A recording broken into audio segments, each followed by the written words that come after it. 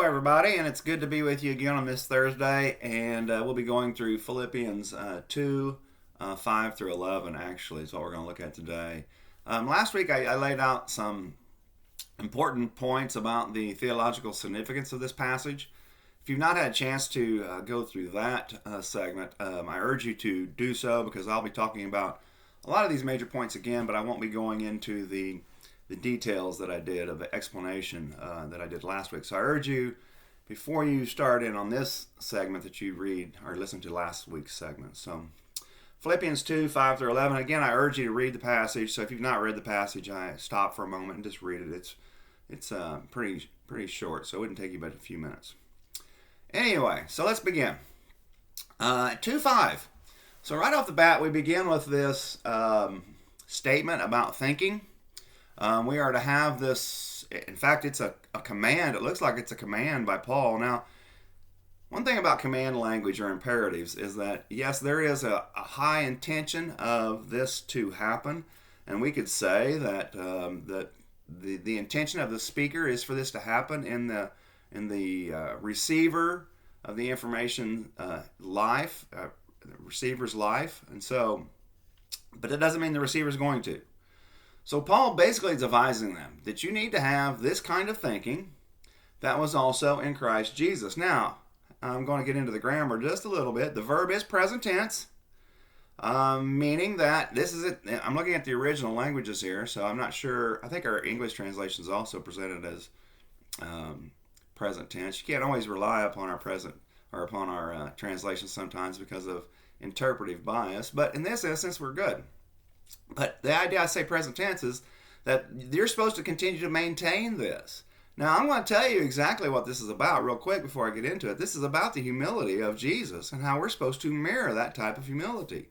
We're supposed to have this kind of thinking also and the way that we think about things, especially around other people when we're relating to other people. So he's telling them that they're having problems at the beginning of this chapter, talking about them getting along and so forth and being humble and thinking highly of one another. And then later on he's going to talk about, in fact in chapter 4, he's going to talk about these two ladies, Euodia and Syntyche, that seem to be having some kind of a contentious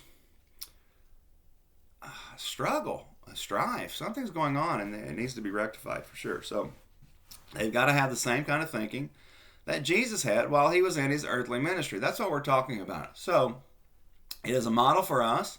Now, you remember a long time ago, they used to have those bracelets, WWJD. The intent was great. In fact, the saying comes from In His Steps, a book by Charles Sheldon that was written back around the turn of the 20th century, I believe. I've read the book a couple times. It's really a good book, so I urge you to read it. There are some theological problems with the book, as there's going to be with a lot of them.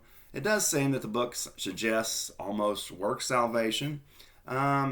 And you're going to have that intent from some people who are trying to promote Christianity to some degree. It's always going to come out just because of our inability of humans to accept the fullness of God's gift, in a sense. We're always going to fall back on trying to earn things. We just are. That's just our human nature.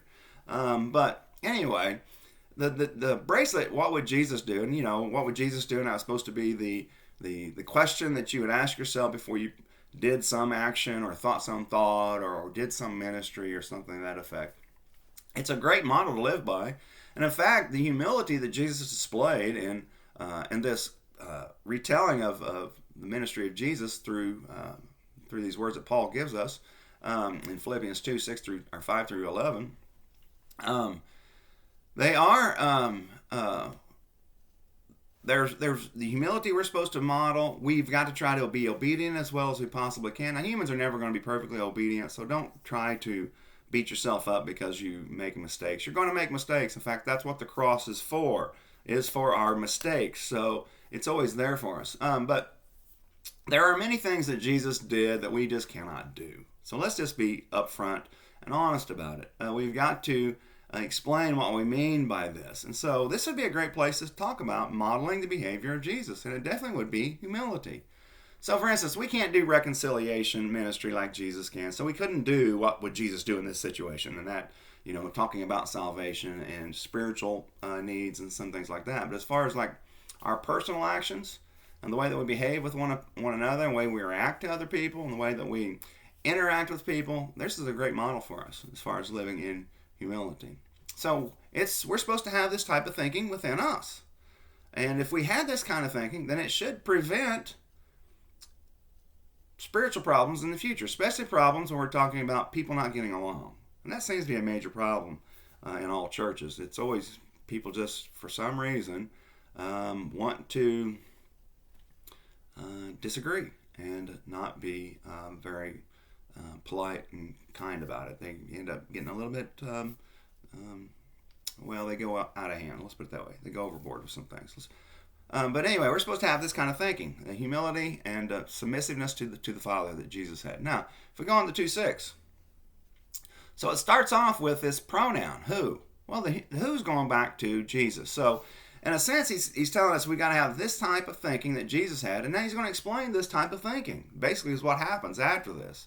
Now, this passage here has been discussed for a long, long time about, is it an early Christian hymn, or is it, did Paul actually write this and not use it from some other material, like a hymn that was going around in the early church or something to that effect?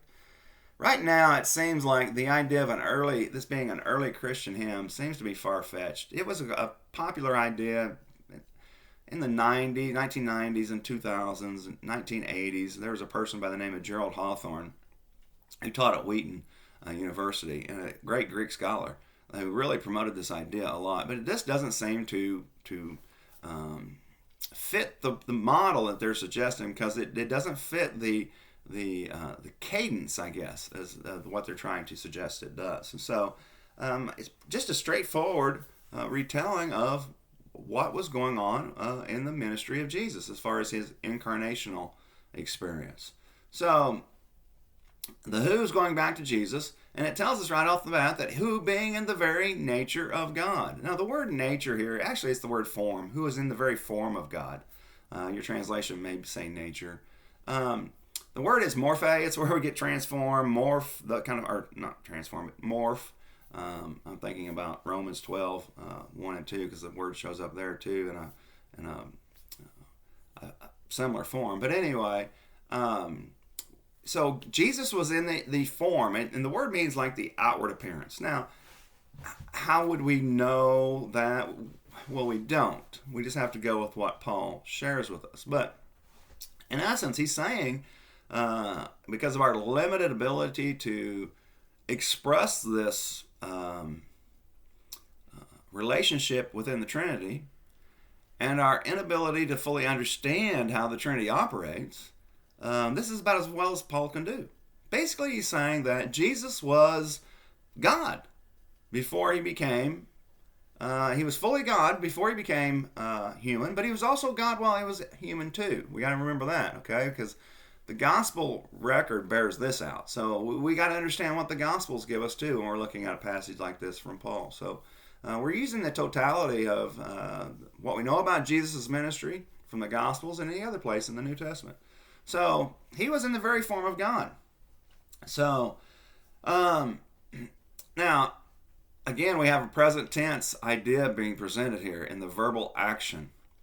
So that tells me that he never did lose this nature. Even though later on it's going to say he emptied himself, we're going to have to be very careful. What did he empty himself of? It wasn't his God nature. He carried that with him. In fact, when I was studying this passage this week, I was looking at this passage pretty clearly. It's always good for me to go back and refresh my memory on some things. But I was thinking about who was in Jesus, this statement, who was in the very form of God. And so when you looked at Jesus, I'm thinking about the gospel accounts now. When you looked at Jesus, there was nothing, glamorous about him. There was no splendor associated with him. He was basically a peasant. He would have dressed in shabby clothing. He probably would have had a dirty face. I mean, he didn't live the life of royalty. Let's put it that way. And the point I'm trying to make is that the present tense action means that this carried with him all the way through. But he emptied himself of something. And we're going to find out what that was. But when I was, again, getting back to what I was talking about, the transfiguration scene in the Gospels, I think, is very illuminating. Because what we find out in the transfiguration, in fact, the transfiguration scene shows up in Matthew, Mark, and Luke. It doesn't show up in John, but there are many scenes in John where we have the exposing of the divine nature of Jesus. And so the Gospel of John has many places. There's a myriad of places in John where Jesus definitely tells people that he and the Father are one or share some kind of common nature. But anyway, in Matthew, Mark, and Luke, we have the transfiguration scene. And in that scene, we know that something happens to Jesus and all his glory is shown. And when this glory is exposed to Peter, James, and John, something profound happens to Peter. In fact, all three of them bow, but Peter is the one that really has a profound effect. My point being is that he did not leave this stuff behind. If anything, he just masked it. So we have to be careful about the way that we think about Jesus and his nature as far as when he became human, or his incarnational constitution, I guess. 100% God and 100% human. Now, we're going to find out as we continue on that there's a humility, a humbling of himself that Jesus performs. He humbles himself. He also is willing to be obedient. And so Jesus, even though before he became a human, was fully within the, however we could use language about the Trinity, full godness. Okay, fully within the Trinity Godhead. When he became human, he didn't leave or lose his godness. He brought it with him, but he's not going to use it for his advantage. And so, but while he becomes a human, he willingly volunteers to humble himself and be submissive to the Father's will. So this is important. So he humbled himself and it needs to be submissive to God's will. That's important for us too. We need to humble ourselves and be submissive to God's will. Here's the thing about God's will. Many of us want to define what God's will according to our desires. We got to stop that. We have to define God's wills according to God's desire. And when we do that, things start to become very narrow. And God's will is basically the same for everybody. That you use your gifts and talents to promote his kingdom and share the message of salvation to people who have not accepted or heard it. That is God's desire. That is his will. And so we have to be submissive to that also. So Jesus had God with him the whole time. He was fully God in human form. Seems to have masked it some way, so people looking at him would not know until he told them or exposed himself or was able to do something like a miracle that would move people towards recognition of him as being divine. But otherwise, he kind of masked it. But he had it with him the whole time. But he chose to be submissive. Okay, so he carried that with him all the time. In fact, if we thought differently, if we thought somehow that Jesus, was able to remove his God nature and become fully human, we'd have problems with a lot of things that are said in the Gospel of John. Especially when Philip asked Jesus, show us the Father, Jesus. And Jesus looks at Philip and says, hey, if you've seen me, you've seen the Father. I and the Father are one. And so we have these statements. So we have to recognize that even though Jesus is in human form, he's still fully divine, for sure. So, now, another thing about Jesus and his ministry is that he also, not only was he obedient, we think about the Old Covenant, because the first stance, in fact, this is going to come up in verse 8, about him being obedient unto death. But not only was he obedient to the Old Covenant, in fact, I talked about this in great detail last week, why this is so important, but he was also obedient all the way unto death of a cross, is what it says, death from a cross. And so, Garden of Gethsemane comes to mind. Jesus is fully aware of what was coming, and he prayed about it. He was very distraught, but he was willing to continue and go forward. And so he completely carries out his role as being the achiever of the historical salvation plan. So, 2:7.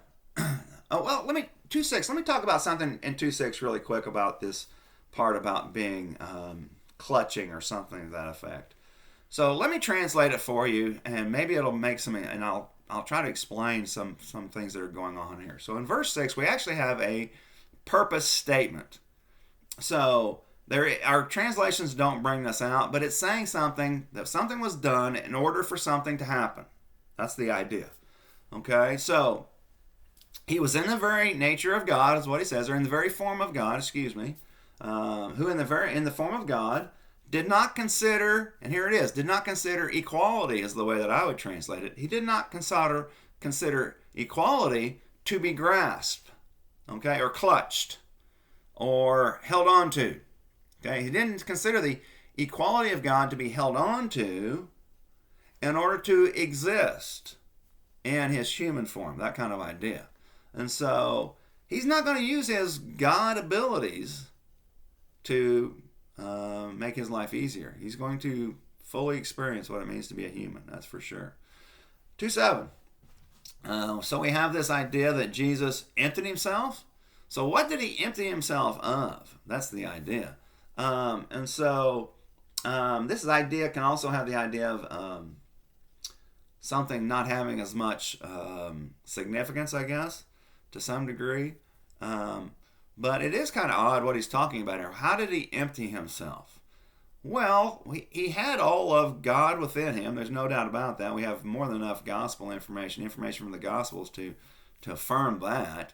It has to be that he just masked his glory. That's what it is. He masked his glory. He didn't use his splendor, majesty, power for his own advantage. He, as it says, taking the form of a servant. And so he went from heaven's glory to this world is what had happened. And so he left the throne room to come into this world. So he left his status basically as king, even though he still maintained his status as king, but he subdued it within himself, let's put it that way, and he came to achieve the historical salvation plan. And so that's what's going on here. Now, it goes on, it says he took the form of a servant, so he's trying to tell us how he emptied himself. So again, it's explaining. So what is it that he did when he emptied himself? Well, he took the form of a servant. So no longer is he projecting himself in the outward appearance as God, however that would be, in the form of God. He's projecting himself as a servant. That's interesting. I think we forget this many times when politics starts to sneak into our discussions in the church, and they never should to begin with. But a lot of people misunderstand this. Jesus became a servant. He didn't become a king. He didn't become a ruler until after he achieved the historical salvation plan. Initially, he came as a servant. And after he achieves his plan, he's working through the church. He is not working through any country at all. He's working through the church. And so he takes the form of a servant. Now it tells us what that was. Becoming in the likeness of a human, or humans. And then it goes on. And he uses a word for likeness again. It's strange, but it's synonymous, I guess, in a sense. But the likeness again, he's being found as a human. So we have this, he's stressing over and over. No longer is he have the outward appearance of God, he has the outward appearance of a human. I think we need to carry this forward, outward appearance. Because again, if we think about the transfiguration, there's much more to Jesus than the outward appearance. Let's put it that way. Peter, James, and John tell us so. In fact, Peter retells this in some degree in 1 Peter. So he talks about seeing the glory of the Lord. But anyway, he's humbled himself and he's come for a purpose. Okay. Now he doesn't need the God abilities to continue to exist. That seems to be what's being said in verse 6. In order to exist, he doesn't need to continue this. He can continue as a human, function very well, and he did. He did function very, very well. So now, verse 8. He humbled himself. So he humbled himself. So he's going to put himself under the God's directives. He's going to put himself under the direction of God. In fact, he says in his Gospels when he's talking, he says, I can do nothing except what the Father directs me to do. Basically, something to that effect. So it's not that Jesus is like a puppet and the puppet master is God controlling him. That's not the point. The point is that the communication, the union of Jesus and God is so seamless. It's so connected. There's no breaks. There's no intermediate problems. There's no intermission. Let's put it that way. It's just continuous. Their union is continuous. That he can have this kind of connection with God and be fully aware of what God wants him to do and willing to perform it. But anyway, he humbled himself. And it goes on. How did he humble himself? Well, by becoming completely obedient. He was completely obedient. And then it even elevates his level of obedience. It says he was obedient unto death. Okay, so that's the idea. Not that the death part's really more important in the next line. But the idea is that he was obedient from the time that he knew what it is he needed to do in an age of awareness, let's put it that way, when a person becomes culpable for their actions and understands the old covenant to the degree that they could at a young age, he became accountable. And he was obedient to that old covenant all the way till the day he died. Now the next part kicks in. Not only that, but he was obedient unto a death of cross, a death from cross. And so now we have the second part, where not only was he obedient as far as like old covenant directives, but he was also obedient to the historical salvation plan. He went to the cross. So this is the kind of obedience that we see from Jesus, and it makes our salvation possible. Again, I place much more importance on the faithfulness of Jesus and much less on our faith. Yes, we have to have faith, but let's not overvalue our part and undervalue Jesus' part. As a Christian, we need to understand that the main lifter in our salvation opportunity, in our salvation hope, our salvation promise, let's put it that way, is Jesus. It's not us. It's not us. So it's Jesus that's done all this. Now, verse 9. So we have, in fact, I would start verse 9 with consequently. I'm not really sure how translations do that. Hopefully they don't say therefore there. But anyway, I would say consequently, because Jesus has done this, he became obedient unto death, and then he was obedient unto the death from a cross. And because of this, we have something that's happened. So God is going to exalt him. So consequently, that's why I translate that first word that way. So the consequence of what has happened from previous actions has resulted in this. And so we have Jesus being glorified or exalted by God. So this is the idea of him going back to the seat at the right hand, or being at the right hand of God. And then he gave him a name. Now this is what's so interesting also about this. He gave him a name that's above every other name. So what is that name? Well, I can assure you that it is not the name Jesus. Jesus is a very common name at that time. In fact, do you remember a person by the name of Barabbas? Barabbas was the one who was set free instead of Jesus. Whenever Pilate asked, who do you want me to set free? Barabbas, this notorious rebel, or do you want me to send this other guy, Jesus? And everybody says, let Barabbas go. Well, Barabbas' first name, and this shows up in the Gospel of Mark, none of the other Gospels because they try to remove this, but his first name was Jesus. My point being is that Jesus was a very common name. In fact, in Greek it's Jesus, so there is no J sound. Or in Hebrew, there's no J sound. But anyway, it's a very, very common name. So what is the name that is given to Jesus after he's exalted that's above every other name? Well, he's going to tell us some more information about this name in verse 10. Now, in verse 10, we have a result statement, meaning that because of what Jesus has done, because of what God has done, this is the expected outcome. It is not telling us in 10 that this is actually people are actually going to do this willingly. That's what I would say. It is going to happen. So it's not that, some translations put in here that every knee will bow. I would agree that that is going to happen, but that's not what the grammar in the Greek says. It seems to be projecting more of a result statement, that every knee would bow. Now again, about the name. The name is not Jesus. So what is the name that's so profound? The name has to be the name that God gave Moses during the burning bush. So Moses asked God, who am I supposed to say sent me? And Jesus says, I am. I am sent me. The word I am in Hebrew becomes the sacred name for God. Yahweh, I should say. Yahweh. It's hard for me to say the sound, but anyway, this becomes the sacred name for God. This is the name that the Jewish people will not speak. They will say Adonai whenever they're going through the text. In fact, when I was in my PhD coursework, I had Hebrew readings that I went to every week, and the person who was there during these readings, in fact, he was the head of the Hebrew department at Asbury, he would not let us say Yahweh. He said, whenever you come to that, you say Adonai. So he had respect for the sacred name too. Now, I think that's going a little bit too far, but regardless, all I'm saying is that the Jewish people held this name to be very, very sacred. Now, is this the real name of God? I seriously doubt it. This is what God gave Moses, and the word just seems to be a verbal intent, meaning like I am or I caused to be or something to that effect.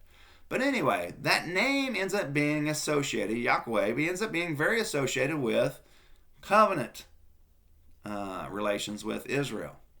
So it ends up being a covenant title or a covenant name for God. This is the one that we always translate as the Lord. Now again, the reason why is because it's a sacred name. And so the Jewish people, they used Adonai whenever they came across this. And Adonai, this is Lord. So the name Yahweh does not mean Lord, but we translate it that way. That's the way we translate it. Now, this has to be the name that was given to Jesus. Now, he is the bearer of the covenant. He is the one who makes the covenant possible. He is the one that provides the reconciliation with God. He's everything in the new covenant. Let's put it that way. So it's at that name that was given to Jesus, being the covenant God, Yahweh, that was given to him after he's exalted, that will cause every knee to bow. Now, again, this is a result. So from this stuff should happen. Is it going to happen? Yes, it is going to happen. But the way that it's produced grammatically seems to suggest that there's going to be some people who will bow not willingly. They're going to bow unwillingly, but they're going to bow. They're going to be compelled. So it's going to be different for Christians. We want to be there. We want to bow before our Lord. We want to express our adoration. We want to express our thankfulness. But there are many people who do not. But they will be compelled to do so. Now, I don't think it means that God's going to force them. I think from the whole event and what's going on and what they see, that they'll just be compelled under their own power to do so. But they will acknowledge this. Now, in 2:11, we have a partial quotation of Isaiah 45:10. Isaiah 45:10 is also quoted in Romans 14:11, I believe. 14:11. I think it's pretty sure right there. So Paul uses this passage twice. He uses it in a different way in Philippians. It's kind of odd.